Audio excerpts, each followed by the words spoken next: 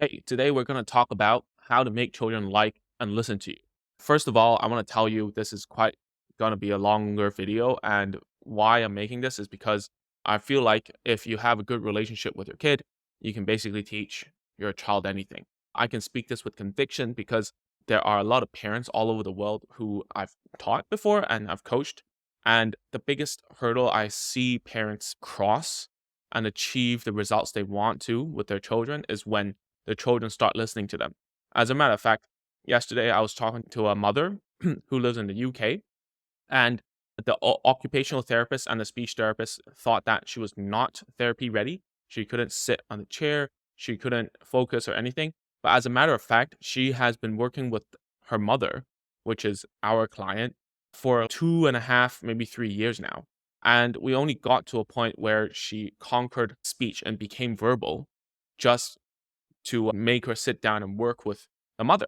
And the reason why we were able to do this was because the mother became a good companion, teacher, therapist for the kid herself. And to give you some context why I've decided to make this video too, is because I just came back from Australia and there I saw a longtime friend that I haven't seen for a few years.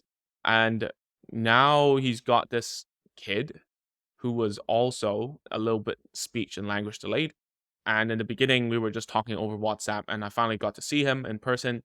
And not to chew my own horn, I'm just telling you that the kid really liked me. And it happens to me a lot of times that, whenever I engage with a kid, they tend to like me a lot. And then when I left, the 5 year old actually cried. So that's nice for my ego, but I'll tell you some things that I know that maybe will help you with your child. And maybe if you're a therapist or an educator, then these points will help you a lot. These are actually very soft skills. Most parents will focus on what are the actual goals I need to go for? What do I need to see? Because I'm an Asian, I'm Chinese. So naturally, parents who watch this and resonate with me are around the same like ethnicity as I am. Although I know there are loads of different people, like 30% of the people watching this are Americans. So thank you for watching. If you're from the Western world, thank you so much. So here we go. Sorry, that's a very long caveat, but here we go. The first point is that you shouldn't have any expectations going in, even if you do. And therapy is all about what goals are we trying to achieve and whatnot. But at the same time, you cannot let your child smell it. And we've talked about this quite a bit inside of our previous video about teaching autistic children to speak naturally. So if you haven't watched it, go watch that. But to add on to that video, what it means to have no expectation is that you do the opposite of what's not working. Let's talk about those parents I see a lot who are Asian and they keep on saying, oh, you got to do that. You got to do that. Hey, don't do that. Don't touch whatever. Hey, don't be so loud. Play like this. So it's very command like language, right? So instead, what I do, I don't know if this will work for you. It certainly worked for most of our clients, our coaching clients. So talk to them as if we don't really care about how the performance would be. It doesn't matter if the kid is like he spilled something, he knocked something over, he isn't listening or whatever. We don't really care that much. We should make ourselves look like we don't really care, and we care about the person himself or herself, the child himself, right? We go into the whole interaction by being a little bit nonchalant, right? Whilst we're looking after the child, it doesn't mean that if they hit their head or whatever, we're not going to go over and talk to and like try to make sure he's okay, right? And it's very hard to say in words how this is done. And obviously, you can see us in action as well, of which you can go to w.agentsofspeech.com/course. You can grab all the free courses we have. We have some demonstration videos there. I'm sorry we can't make it public here. But at the same time, the no expectation thing is you need to get rid of the goals of what you want the child to do first, because your first job is to have a relationship, and of which comes to my second point. Even when I teach or we teach parents to look, you gotta just think about building rapport with a kid and have no expectation whether he or she will actually talk. A lot of times it still reflects in their tone. So their tone and their mind, like parents, especially those who are working professionals, they're very single-minded and they think, yo, I gotta solve this. How do I do this? And their tone reflects that, like, oh, you gotta listen to me. You gotta try the best to uplift the tone so that the kids will like them. And some parents will say, I'll try to be a little more bubbly and stuff and go higher tone and whatnot. So we also talked about this in previous videos, and some parents commented saying, yo, I know I'm doing this. I can't help it. So my best advice to you is to treat your kid just like a friend, right? Just like someone who isn't a kid. Treat them as an adult. If you want them to have adult-like characteristics, you treat that person as an adult and don't treat them as a kid, right? Don't talk down to them. Don't do whatever.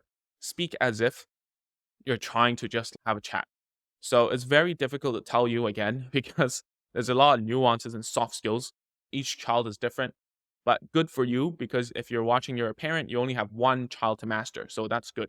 So you got to change your tone. But instead of going hyperactive and going, wow, look at that, or whatever, go down a notch and find your natural tone. Like how I am talking to you right now is like how I would speak anyways if you see me in real life, right? And that's how I talk to children as well. I would say, hey, that's good job, right? Oh, that's really good of you to think about it that way. Nice talking, by the way.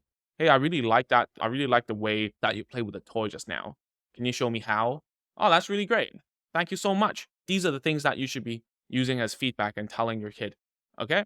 And then the third point is to lead your child subtly. So a lot of times when we go into a situation where we're trying to teach the child something, we tend to push our agenda too quickly. You would slap something out. Oh, play this or do this. Look at these flashcards, whatever, right? Look at this toy. And it makes it very difficult for you to establish authority that way. Because if you establish authority that way, it becomes a task and it feels like you're the superior person inside the room, which is okay. But what I'm trying to tell you is that you need to subtly make your child know that you're the alpha. All right. And you like, just as a lot of times, like respect is given, is not like say, yo, respect me and you'll get respect. It doesn't work that way. So it's the same with children. You have to lead them subtly, push them towards that way, show them that you're resourceful, show them that whatever. So how do you do it? So it goes down to the next thing, which is wait, give me, to praise first. Whenever you're praising first, it means that you're thinking about what things can you pick out to actually praise about the child. So actually a lot of the parents that we teach, they are lacking in this department because as a child, they were never really praised that much anyways. It was taken for granted. Or the other way is true. I see for parents in the Western world where they praise children for practically everything. And this is where praising needs to be learned. All right. When you praise, it needs to be exact, or else it sounds just like lip service. So instead of saying, hey, that's good job, that's excellent job, whoa, awesome. Yeah, that's just like anyone would be like that. And I remember in my first job that I was taught to just like think about 10 ways to praise a kid. That's great. But at the same time, you need to be very direct and exact about what kind of praises you can say. So, for instance, if I see this cat, if she understood English or any type of human language, even though she was right in my way, I would praise her saying, hey, I really like it that you're sitting so nicely, right? Sitting so still and not touching my stuff. That's really good. Yeah. And so, like, you need to think about these praises in a very direct way. And then I would say, good girl, nice standing in front of me. Oh, nice going away. Good job. Right? So, it needs to be exact about what your child is doing, what they're trying to achieve. Can you praise about that? Is it like unnatural when you praise that way? And it only works if you start recording yourself and watching yourself, seeing what kind of stuff you're saying. So for myself, I used to say thank you a lot for no particular reason with kids. Don't know why.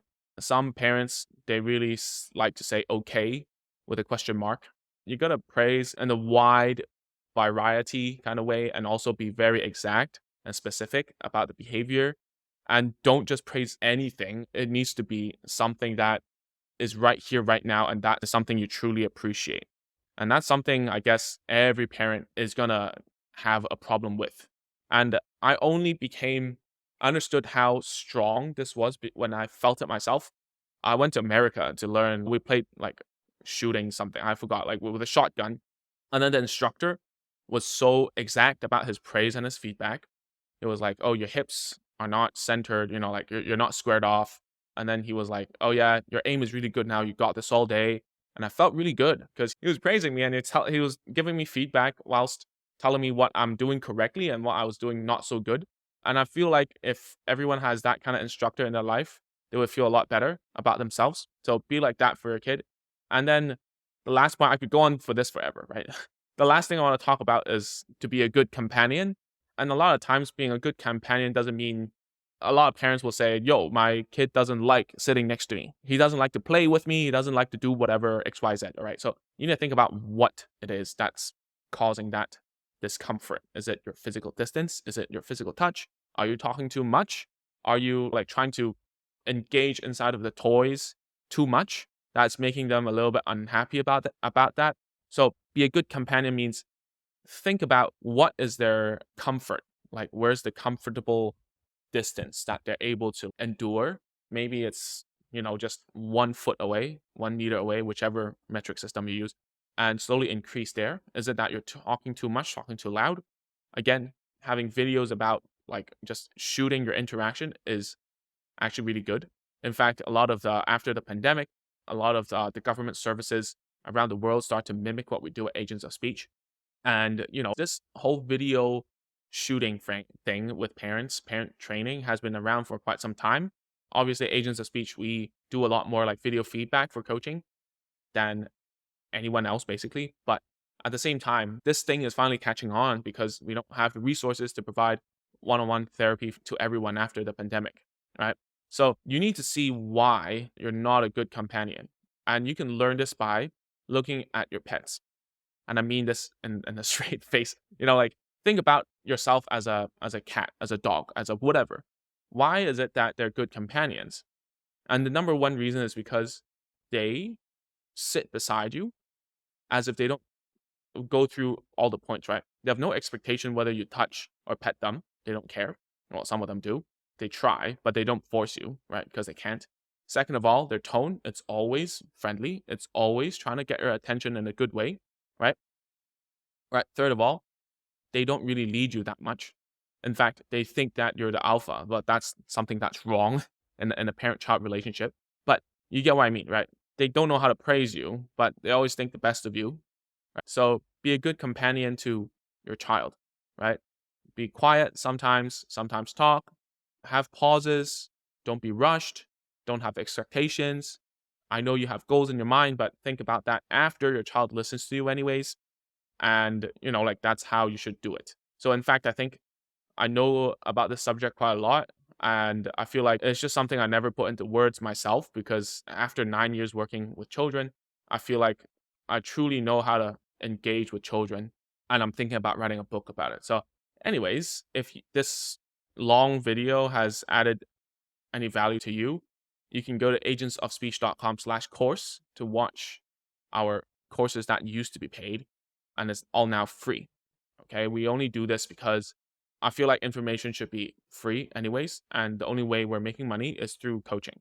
But we only accept parents who have gone through at least some of the free courses and have tried things at home. We don't want a completely blank slate parent who has done not much at home. Hopefully this video has been helpful and that's it for today. I'll see you next week. Bye bye.